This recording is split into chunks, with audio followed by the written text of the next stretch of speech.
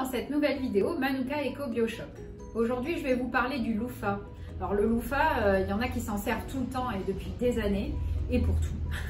Il y en a qui en ont entendu parler mais ne connaissent pas très bien, et il y en a qui n'en ont jamais entendu parler. Donc on va aujourd'hui faire un petit point sur le loofah. Alors le loofah, qu'est-ce que c'est? Le loofah, c'est une courge, tout simplement.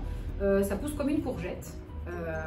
Et du coup, c'est utilisé ensuite comme une courge pour la maison ou pour le corps. Alors, je vous explique comment.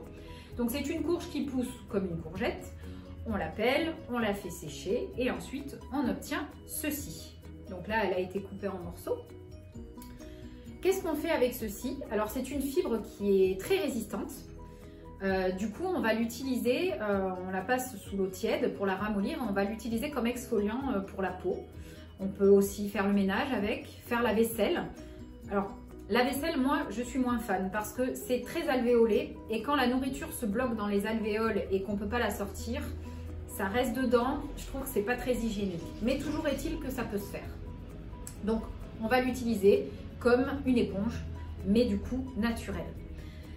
Le loofah, on peut le couper en morceaux. Beaucoup l'utilisent pour faire des porte-savons. Alors, par exemple, on peut le trouver sous ce format-là.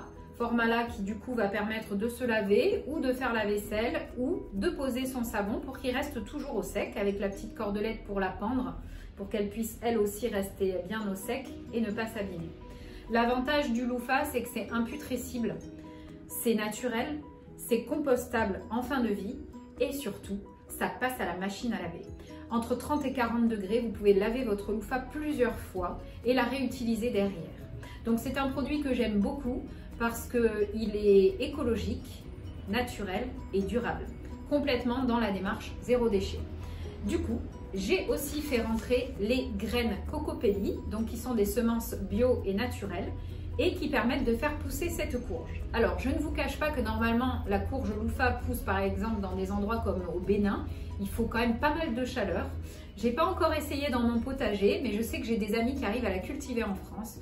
Par exemple, si vous avez une serre ou si vous êtes dans une région qui est pas mal ensoleillée, ça peut être possible.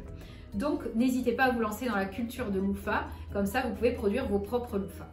Je pense que je vous ai tout raconté sur le loofah. Si vous avez des questions, n'hésitez pas à les poser en commentaire. Si vous voulez ajouter votre grain de sel sur vos utilisations du loofah, n'hésitez pas à en faire partager la communauté en commentaire.